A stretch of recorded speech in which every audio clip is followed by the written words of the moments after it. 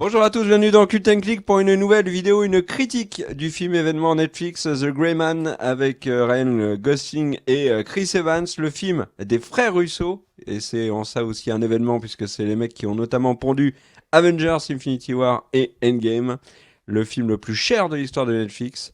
Et c'est l'ami Greg qui va tout de suite vous donner son avis sur le film. Est-ce qu'il a kiffé ou pas The Grey Man? Merci à toi, Kerr. Et bah, effectivement, on va parler de ce film. Alors, un film qui est un film très ambitieux, comme le disait Kerr, pour Netflix. Et c'est un film qui, du coup, est-ce qu'il paye vraiment ses ambitions? Je ne sais pas, on va en parler ensemble. En gros, c'est un film qui est une petite sucrerie qui est sympa à manger, qui est colorée, un film d'action littéralement sans prise de tête, qui a un bon rythme et avec vraiment un très beau casting. En soi, j'ai envie de dire ça, c'est plutôt réussi. Ce qui est dommage, par contre, c'est que, en fait, ce n'est pas plus. C'est juste un film d'action. On s'attend du début à la fin, à peu près à chaque moment de l'histoire, sauf les trucs les plus what the fuck, dont on parlera peut-être en dernière partie de vidéo. En fait, ce qui est le plus plaisant, c'est qu'on a la sensation que les acteurs prennent du plaisir à jouer ces personnages. Et ça se sent vraiment. Ça se sent vraiment. C'est un vrai bonheur de voir ces deux acteurs qu'on n'a pas forcément l'habitude de voir exactement dans ces rôles-là. Et du coup, c'est très plaisant. Les dialogues sont très réussis. On sent vraiment une finesse, on sent les personnages intelligents, on sent une écriture dans les dialogues qui est peut-être un peu inhabituelle sur ce genre de film. Par contre, voilà, l'action, elle est très attendue. Le reste du scénario est très attendu. La photographie, elle est un petit peu en dents de scie. Donc vraiment, la beauté du film en dents de scie. Les effets spéciaux sont un petit peu en dents de scie. On a des scènes, on a une scène de parachute qui est vraiment pour le coup un peu loupée. Là où on a des scènes sur la fin du film, enfin sur le dernier tiers du film qui sont réussies. Il y a des scènes même de drone.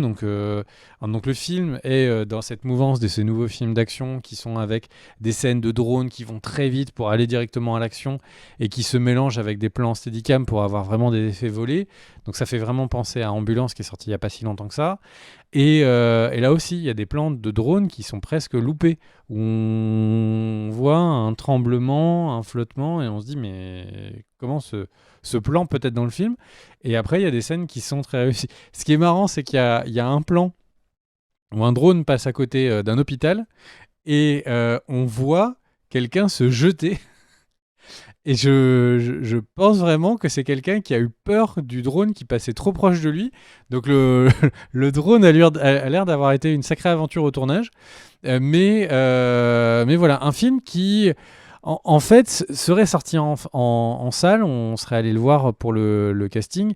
C'est un film que je pense avoir oublié dans 3 jours. Et tout cet argent pour ça, c'est un peu décevant. Maintenant, c'est peut-être... allez, si on est positif, c'est la première pierre à l'édifice de Netflix qui essaye de faire des films à plus gros budget. Je sais pas, avant de racheter Warner. C'est peut-être un peu ambitieux. Peut-être que Netflix n'est pas encore au niveau de Warner Discovery. Mais ouais, vraiment un film un petit peu sans...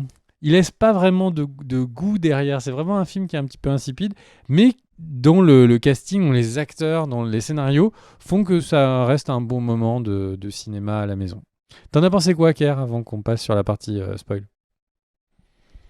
Alors, The Grey Man, quand on nous l'a vendu, on nous a dit vous allez voir les frères Russo, 200 millions de dollars hors promo, un gros casting, et c'est vraiment un gros casting, parce que on a parlé de Gosling et d'Evans, mais derrière ils ont pris Anna de Armas qui alors, a fait beaucoup parler avec James Bond, mais était sur Blade Runner et d'autres films, c'est une actrice qui monte énormément.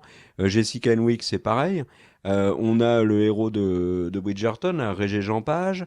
On a Wagner Moura qui était le héros de Narcos. Donc on voit vraiment qu'ils ont pour le coup ajouté au casting plein d'habitués de Netflix. Jessica Henwick qui était dans Iron Fist. Et moi j'étais emballé. Je me suis dit, là ce casting, ces réalisateurs, ce budget, le côté un peu mystérieux qu'avait The Grey Man, je ne savais pas de quoi ça allait parler. On voyait des photos de Chris Evans avec sa moustache beaucoup plus maigre, etc. Je me suis dit, ok, On voit ce que ça donne. Et en fait, ils nous ont pondu Jason Bourne qui a copulé avec Fast and Furious. Un film d'action sans aucune surprise, tu as dit, mais alors vraiment aucune. Qui n'a aucune idée au niveau des scènes qu'il propose. On les a déjà vues 200 000 fois ailleurs. C'est plutôt bien fait. Tu as parlé des drones et tout, en effet. Euh, mais c'est un film qui est pour moi totalement insipide. Je ne comprends pas un tel casting. Que des réalisateurs comme les frères Russo, c'est leur film après Endgame. Alors Endgame a des défauts bien évidemment, Infinity War était plus réussi, sur The Winter Soldier ils étaient bien plus inspirés que sur ce film-là. Ça a vraiment l'odeur d'une commande avec un cahier des charges et on en fait le minimum syndical. C'est un Fast and Furious, voilà, avec deux agents, donc c'est pour ça que je disais Jason Bourne. Ça doit péter dans tous les sens. On fait une énorme scène de course-poursuite où je me suis endormi quasiment. Où l'issue du film, on la connaît au bout de 10 minutes. Euh, et alors, un autre truc qui m'a gavé, c'est autant Chris Evans, je trouve très bien dans ce rôle de méchant, complètement assumé. C'est un vrai psychopathe, ok, personne n'arrive à le contrôler, soit. Ryan Gosling fait du Ryan Gosling. On l'avait rarement vu dans un film d'action comme ça. D'habitude, il fait plutôt des films plus, on va dire, plus intelligents et plus réussis. Je lui pardonne parce que La La Land, parce que Drive, parce que Blade Runner, parce que Only God Forgives, etc. Mais il fait le taf. Par contre, quand tu vas chercher Anna de Armas, qui est une actrice extrêmement belle, mais qui a quand même sur son CV des rôles qui sont impressionnants. Elle a été excellente dans plein de films. Jusqu'à présent, on ne la prenait pas pour son physique. Enfin, on lui donnait des vrais rôles. Et là, mais c'est incroyable à quel point elle est fade. Je n'ai jamais vu Anna de Armas dans un film avec un rôle aussi mauvais. Jamais. Et c'est rageant. Jessica Henwick, qui est une excellente actrice, pareil. Ils lui ont donné un rôle hyper caricatural. Le pire, je trouve, c'est le mec de Bridgerton. Mais alors, qui joue Carmichael. Oh, mais il est nul, il est nul. Le seul qui m'a étonné, d'ailleurs je l'avais pas reconnu, c'est celui qui jouait Escobar dans Narcos, qui a un petit rôle. Mais voilà, enfin, les rôles secondaires, c'est d'une tristesse. Donc j'ai été franchement vraiment très déçu et je me suis dit, ok, c'est le Big Mac de Netflix, et ils ont tous le même goût. Extraction, par exemple, avec Chris Hemsworth, ça m'avait davantage plu, même si lui aussi, il avait de gros défauts. Mais là, vraiment, d'une fadeur. Enfin, c'est un film que j'aurais pu voir et que j'ai déjà vu tellement de fois avant. Je vois pas l'intérêt de ce genre de truc. Je vois pas l'intérêt de dépenser autant de millions pour faire des scènes de course-poursuite qui sont en plus totalement surréalistes. C'est pas possible. Moi, vraiment, je suis hyper déçu de The Grey Man. Vraiment, je pensais pas à ce point. Voilà. Donc, je suis moins emballé que toi. Un peu moins. Qu'est-ce que tu veux réagir à ce que j'ai dit? Bah oui, moi j'ai trouvé. En fait, le truc, c'est que je suis d'accord globalement avec tout ce que tu as dit, tout le positif que tu as dit sur le film. Et mais c'est juste que la différence peut-être entre toi et moi, Attention, le c'est troll. qu'en gros, moi j'ai trouvé Ryan Gosling en personnage principal particulièrement sympathique. Je trouve que c'est un Oui, acteur oui, qui a moi beaucoup de aussi. charisme, Oui, qui oui, oui. les séquences de dialogue avec Ryan Gosling marchent globalement très bien. Il est au final Hmm. assez marrant. Toutes les petites vannes des films d'action, etc. Là, il fait. C'est que des trucs qui sont bien pensés. C'est que des petites remarques qui sont simples mais drôles. C'est juste un excellent acteur qui, là, descend un petit peu au Ouais, niveau il a un petit du rôle, quoi. film d'action. Et je trouve que moi, je suis hyper content d'avoir eu Ryan Gosling dans ce film. Là où le reste sur les autres personnages ou sur des bizarreries ou peut-être débilités du scénario sont décevantes, tu vois. Mais c'est un film qui a pas non plus Enfin, ouais, bizarrement, j'allais te dire, c'est pas un film qui a des ambitions incroyables, c'est pas un film. Ah, En fait, 200 c'est un film millions, qui les ne frères veut pas Russo. sortir de sa zone de confort, qui ne veut surtout Oui, pas voilà. être une catastrophe pour que c'est vraiment un film qui doit porter beaucoup, beaucoup, beaucoup d'abonnements sur les épaules. Il doit y avoir beaucoup de gens qui se disent j'ai pris mon abonnement Netflix ce mois-ci pour avoir vu The Grey Man. De gens qui vont prendre l'abonnement et tout. C'est vraiment comme ça qu'il faut réfléchir quand on regarde un film à travers les yeux de Netflix. Et le truc, c'est que c'est un film. Moi, j'aurais pris mon abonnement à Netflix ce mois-ci pour le voir. Parce que globalement, un abonnement Netflix, c'est quasiment un abonnement. C'est le prix d'une salle de cinéma et c'est un film que j'aurais bien aimé aller voir au cinéma. Mais c'est clairement pas le seul film qu'il faut voir dans la semaine, dans la semaine, dans le mois. C'est un film oubliable. Même La dans question, journée. c'est moins bien que n'importe lequel des Die Hard, de très loin. Enfin, il n'y a aucun doute. Ah non, il y a des Die Hard, les derniers. Enfin, ils peut-être sont pas le 4. catastrophiques. Peut-être pas le 4, qui était vraiment nul. Mais Bah, voilà. Mais Ryan Gosling, moi je suis très content d'avoir vu Ryan Gosling. Et je suis Et très Evans déçu d'avoir en vu méchant. une certaine scène dont on va peut-être parler. Evans en méchant, t'en penses quoi? Bah écoute, il est sympa. Moi, il y a un truc qui m'a fait rire, c'est que tu m'as dit d'avoir vu Evans tout maigre. En fait, le truc, c'est que. Non, mais il est tout Evans- mec parce qu'il a un pantalon qui lui écrase. Voilà, c'est qu'en fait, la seule différence, c'est que Evans n'a pas eu à faire énormément de renforcement pour arriver gonflé et au fur et à mesure dégonflé sur le tournage. Je plaisante pas, hein, c'est vraiment la méthode.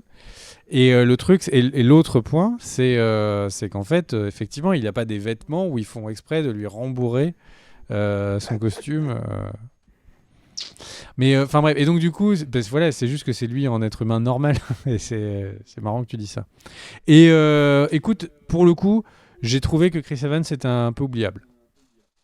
Il est très sympa, Chris Evans, mais là, pour le coup, j'ai trouvé qu'il était vraiment oubliable. Ça se voit Comme le film, qu'il a quoi. kiffé jouer, mais en vrai, lui Ouais, ou quelqu'un ça se d'autre, sent. je suis pas sûr qu'il ait amené énormément au personnage. Voilà, le fait que c'était un sociopathe, enfin au début quand il y a une présentation et tout, on se dit qu'il va y avoir des trucs, mais voilà, le seul moment où ça me fait marrer, c'est quand il boite. Tu sais, il y a vraiment un moment où il boite et tout, et c'était marrant, mais globalement, je trouvais que son interprétation était un petit peu interchangeable. Mais Ryan Gosling est un grand acteur, alors lui donner la réplique, c'est pas facile. Alors, petite anecdote, l'acteur qui joue Sierra 4 ou 5, je ne sais plus, au début du Ouais, film, ouais, tout à c'est fait. Drazik de Hartley Cœur à Vif. Et c'est donc Qui aussi joue lui qui jouait déjà avec les frères Russo dans Winter Soldier. Parce qu'il joue un Exactement. méchant qui se fait notamment éclater par Chris Evans dans l'ascenseur dans Captain America. Ouais. Voilà. Ça, c'était l'anecdote. Tu veux parler de la partie avec spoil sur. On fait un peu spoil. Euh, Il y a une petite scène dont on a envie de vous parler. Alors attention, Vas-y. spoil, n'hésitez pas à vous abonner à la chaîne, mettre un petit pouce et mettre également un petit commentaire pour aider au référencement. Mais maintenant, on va vous parler d'une scène qui n'a pas grand sens. Alors si vous êtes... attention, on part du principe que là, vous avez envie de vous faire spoiler, ou vous en foutez, ou que vous avez vu le film. Donc il y a une scène où ils sont quand même en train d'envoyer tout plein d'équipes de soi-disant mercenaires à Vienne pour éclater les flics. Et Prague, non à seulement Prague. c'était pas très plaisant de voir les flics se faire éclater, parce que ça rappelle quand même des trucs. Et le deuxième, c'est que c'est juste mais pas crédible 2 secondes. À aucun niveau. En fait, c'est pas crédible que des équipes arrivent comme ça en nombre et espèrent survivre à l'intégralité des polices d'une grande ville qui leur saute dessus. Moi, en plus, à titre peut-être une fausse croyance, mais je pense que les personnes qui sont vraiment les membres du SWAT, etc., ne serait-ce que par l'expérience de terrain, éclateraient n'importe lequel de ces mercenaires dans la vraie vie. Il n'y a rien qui est crédible dans cette scène. Voilà, elle est C'est un que t'as petit pas peu... compris. Vas-y, T'as pas dis-moi. compris qui étaient ces gangs de mercenaires. Ce sont des gangs de GTA V. Puisqu'ils sont présentés en plus comme ça, tu sais, ils avancent tous avec leurs tenues différentes, à 4 ou 5, En plus, je sais pas si direction tu as vu, mais il y en a certains qui ont carrément zone. ils ont des... tu sais, comme dans Rainbow Six ou des trucs comme ça, ils ont des costumes Tu sais, Ouais, avec ouais. les têtes de mort, les machins, les mecs, ils sont vraiment, Oui, ils sont Rainbow là Six, pour ouais, être t'as raison. complètement invisibles devant la population. Rien ne tire à leur regard. Mais cette scène à Prague n'a aucun sens parce que moi, je me suis dit, mais donc la CIA valide un carnage absolu comme on voit jamais, jamais dans une capitale européenne pour buter un mec Non mais sur décision simple d'un pecno. Mais c'est ouais, phénoménal. le pire truc, non mais le pire truc, c'est la fin du film où ils disent c'est bon, c'était pas bien, vous êtes tous blanchis. C'est juste pas crédible. Il y aurait Ah un non, mais flic qui prend une balle dans le postérieur, que déjà ils perdent tous leur travail. Donc là, enfin, c'est juste la fin du film est what the fuck. Et enfin, mais la fin du film elle n'est pas crédible quoi. Il fallait passer à un autre méchant. En fait, c'est le problème de la maladie de Netflix, c'est que tout doit avoir une suite, tout doit avoir une nouvelle saison, un nouveau film, etc. Tous les films se termineront toujours sur une ouverture. Mais là, le méchant le moins charismatique que tu aies pu voir, donc en. Comment il s'appelle c'est pas Buckenheimer, c'est. Merde, j'ai Michael oublié le Bay. nom. Mais non, non, non, De quoi? pas Michael Bay. Le méchant du film. Chris Ah, Evans. mais non, le Ah, vrai méchant du film. Carmichael. Carmichael. Carmichael. Ouais. Ce truc qui est complètement absurde. Carmichael. Et donc, Moi, je l'ai fait à la Carmichael, française. oui, tu sens qu'ils Il est sont nul, vraiment hein. abandonnés. Ils ont vraiment abandonné pour déjà lui faire un nom. Mais le truc, c'est que Carmichael, donc il est complètement nul. Mais faites-le sauter. C'est qui à un moment, il parle de The Old Man. Mais c'est lui, il faut qu'il remonte un cran. Il y a un truc. Enfin, ouais. Et accessoirement, ça fait quand même beaucoup de trucs chez Netflix où c'est des numéros, 11, numéro 1, numéro. Enfin, le truc des chiffres et Netflix, ça commence à être un peu une obsession. Enfin, bref. Et l'autre scène qui n'a pas, enfin, qui est extrêmement bizarre, c'est la scène où ils se font défoncer par le loup solitaire. Tu vois de quoi je parlais ou pas? Le Ouais. mec dans l'hôpital. L'Indien. Ouais, il s'est dit mon ami Tamoul. Mais cette scène, elle est au milieu de nulle part. T'as un mec qui arrive, il est 10 niveaux au-dessus de tout le monde. À Ouais. la fin, il combat un petit peu, mais il décide de se barrer. Enfin, ce personnage, il sort de. En fait, ne prenez pas mal ce que je veux dire, mais on a l'impression que c'est quelqu'un qui a un cancer et qui a fait exaucer ses vœux par les frères Russo en mode bon, j'aimerais écrire mon personnage. C'est un mec stylé, mystérieux qui gagne, mais qui se barre à la fin. En fait, il fallait faire le film sur lui. C'est lui le mec le plus charismatique du film.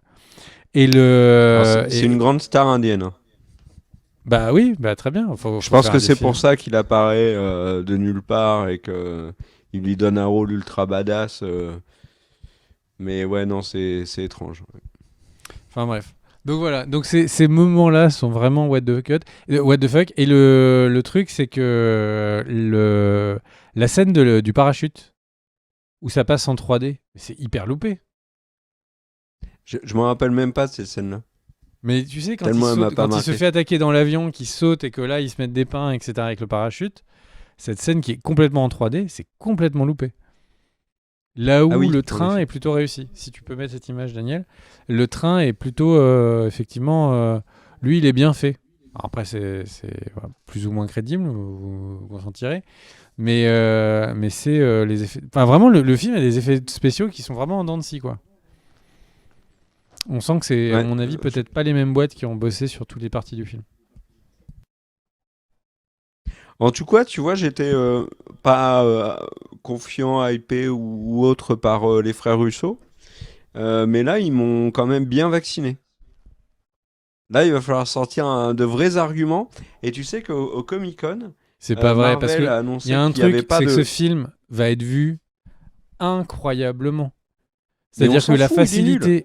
Non, non, non, mais ça d'accord. Mais le truc, c'est que la facilité de voir ce film par rapport au film, au fait d'aller au cinéma, machin, etc., fait que ce film va être vu sans commune mesure. Parce que c'est un film qui est le petit film sympa du jeudi, du dimanche, de n'importe quel jour, qui sera oublié après. Mais ce film, il va être vu de ouf. Plus qu'il n'aurait jamais été au cinéma, puisque le fait de devoir payer sa séance, de pouvoir se déplacer, de perdre du temps, je pense que du coup, le film va vraiment profiter de son côté popcorn jetable, vraiment beaucoup, beaucoup.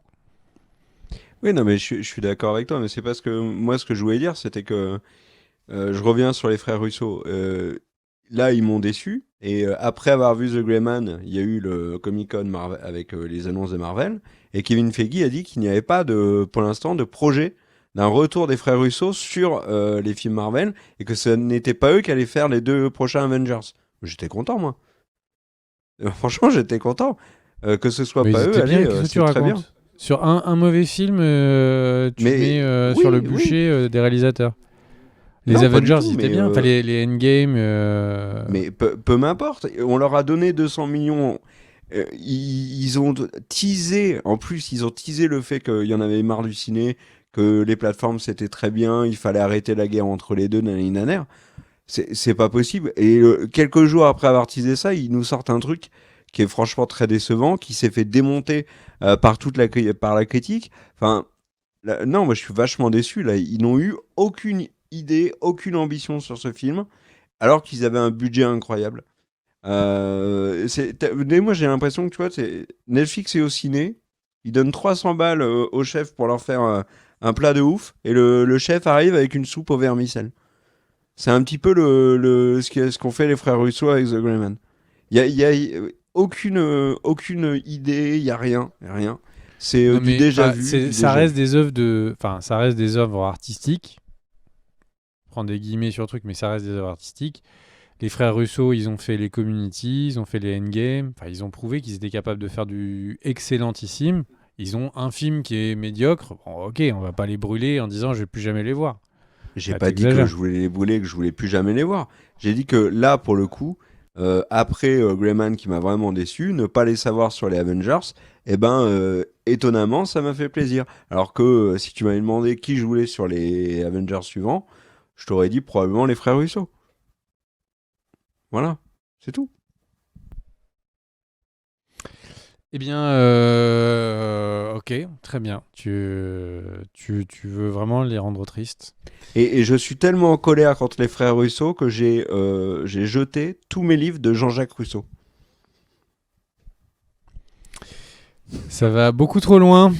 Du coup, eh bien, j'ai envie de vous dire, n'hésitez pas, puisque c'est quand même le meilleur mot de la fin qu'on a eu depuis très longtemps. Comme ça, vous avez une idée du niveau de la base, vraiment du niveau du sol. Voilà, vous savez qu'après cette vidéo, nous ne pouvons que remonter la pente, puisque c'est ça, hein, quand on est au sol, on ne peut regarder que vers le ciel. C'est un peu ce qui va nous arriver après cette vidéo. Donc, on espère que vous serez avec nous dans cette remontée, dans ce retour à cette presque qualité que nous espérons un jour atteindre. Et on se retrouve pour des prochaines vidéos très vite.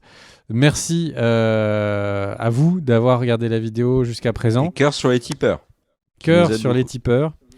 Qui là pour le coup c'est vraiment une croyance tu vois biblique, tu vois, qui pousse les gens à subventionner la chaîne après cette vidéo. Mais j'ai envie de dire merci à tous. C'est grâce à ça qu'on fait des vidéos. À très vite. Ben, Ciao. on s'est mis au niveau du film en fait. Ciao ciao. Ciao.